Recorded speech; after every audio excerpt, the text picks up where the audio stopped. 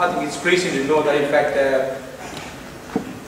in recognition of the work that Azaria has done, that people have taken the trouble to in fact actually contribute to the Jessica Ismail Foundation. It will be an honor indeed. And I think if there was an invitation or request made, there will be a number of people, I'm sure, who will be delighted to participate in this and to make sure that this effort come to its natural conclusion and become a successful effort. One of the things, I think, when you were talking about, Azaria when she was here, she's taken the trouble to come to the university and make sure that she actually brought breakfast for the two people. I remember someone telling me that once there was a young couple who came from Sri Lanka. They were staying somewhere in Auburn, and as with most of the people who come from Sri Lanka, you convert 100,000 rupees, our parents put together, or we sell our retirement funds and we come here, and if you really do well, you're going to do 150,000 rupees, and that will be just about last about a week and a half, and then we are suddenly all broken.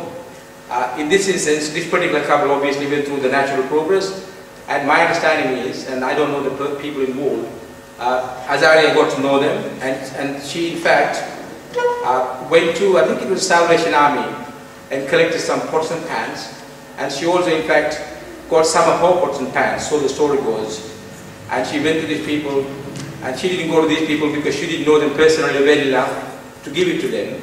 And for those of you who are not from Sri Lanka, we don't take it easily to borrow things or be given gifted things. It's just not in the culture. So what we do is we are rather shy about it.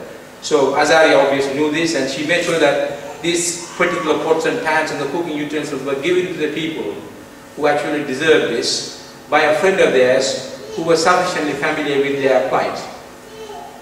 That kind of gives you an idea of what she was like.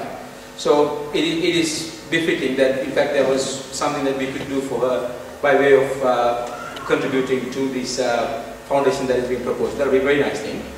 Now I want to welcome Mrs. Dushanthy Gunanathan. Dushanthy Gunanathan is a lawyer by profession. She worked at UN headquarters immediately after her graduation and is presently the Parramatta District Public Prosecutor.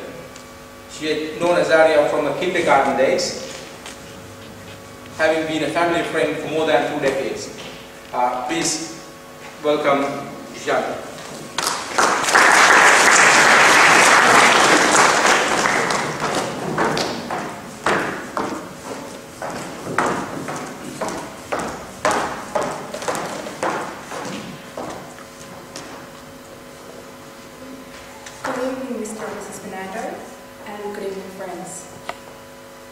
What an inspiring occasion to celebrate the life of Azaria. I'm so happy to have been invited for the launch of the book, Reminiscences of Azaria and Nufail.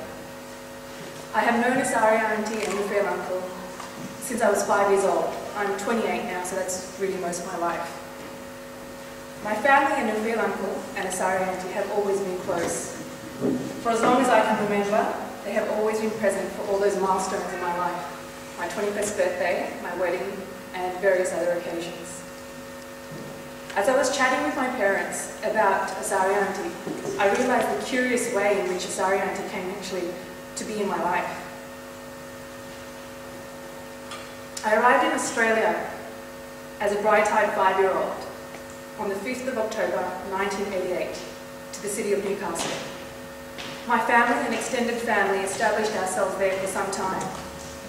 Soon after, my family met Azaria Auntie. And this is how the story goes. The small but tight-knit Sri Lankan community in Newcastle came to hear that 3 young Sri Lankan females had landed in Newcastle from Sri Lanka. 2 were studying nursing, and the 3rd, being Azaria Auntie, was undertaking higher studies at university. So all the Sri Lankan men, and not necessarily the eligible ones, vied for the attention of these 3 attractive and very intelligent Sri Lankan women. My father and a friend were lucky enough to get an introduction. As is the usual way with Sri Lankan hospitality, a cup of tea was offered, and the conversation and connections to various people were made. That cup of tea ultimately led to a very close friendship between the families. Soon after, Nufail uncle arrived, and the friendship between the families only strengthened. Eventually, we all came to live in Sydney, as we found there was more opportunities for the families, with education and prospects for employment. The families were in and out of each other's homes, and this friendship and loyalty extended to my brothers and I as well. Azaria auntie and Nufail uncle have always been present in my family's life, at all family occasions and always offering a helping hand. This close-knit group also extended to include Basil uncle and Manik auntie and Morty uncle and Azaria auntie, who are also present here today. This is a very close group of friends. They would laugh and chat over some good food and wine, have discussions at length about politics, family, and would just have a good laugh. In fact, the last memory I have of Azaria auntie was of her laying out a feast at her place, just soon after I got married actually, for this group of friends. My husband and I were very lucky enough to be invited to enjoy the feast. Azaria auntie, I'm sure a lot of you would know, was a very good cook, and of course I wasn't going to miss out on the opportunity to try her food. I can still remember the easy camaraderie between the friends. This group of friends was made up of Tamil, Muslim and Sinhalese, pretty much like the crowd we have today. They were all Sri Lankans, enjoying a great meal and a glass of wine, and chatting about the good old days. Each had their opinion and wasn't afraid to voice it, Azaria auntie included, but she would always voice it with a smile.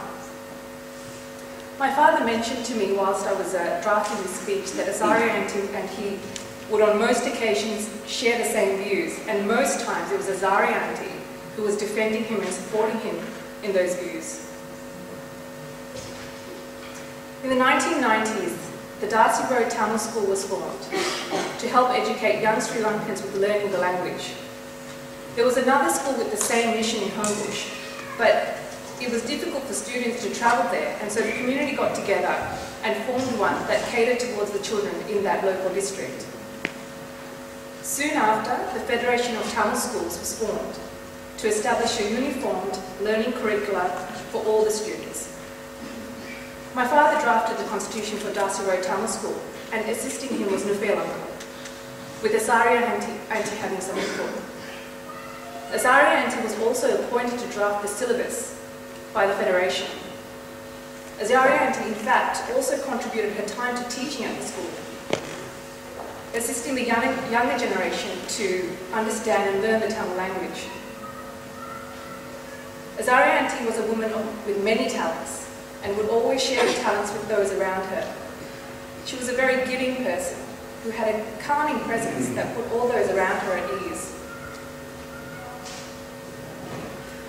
When my family heard of the illness that had struck Azaria auntie, we were quite shocked and saddened. In August 2010, my father visited Azaria auntie in Sri Lanka. He was lucky enough to share a cup of tea with her. But even though Azaria auntie was adamant that he stayed for a meal, he was unable to do so due to circumstances. My father promised her he would share a meal with her when he came back to Sri Lanka in January, and that he would bring my mother along to visit her. In January 2010, my father arrived in Sri Lanka and gave a call to Azaria auntie. Sorry, I apologize, it's actually January 2011. And he gave a call to Azaria auntie in the hopes of catching up over a meal that had been promised. When my father called, it was one of Azaria auntie's family members who answered. The family member recalled who my father was and indicated to him that Azaria auntie had passed away. It was quite a shuddering moment. As I look at the crowd today, there are Sinhalese, Tamils, Muslim, and people from various other cultural backgrounds. Azaria auntie has touched you in some way for you to be present here today. That's how far-reaching and wholesome her touch and presence was, and obviously still is. feel very blessed and thankful to be a part of this occasion. I'm so pleased we are able to keep Azaria and his memories alive.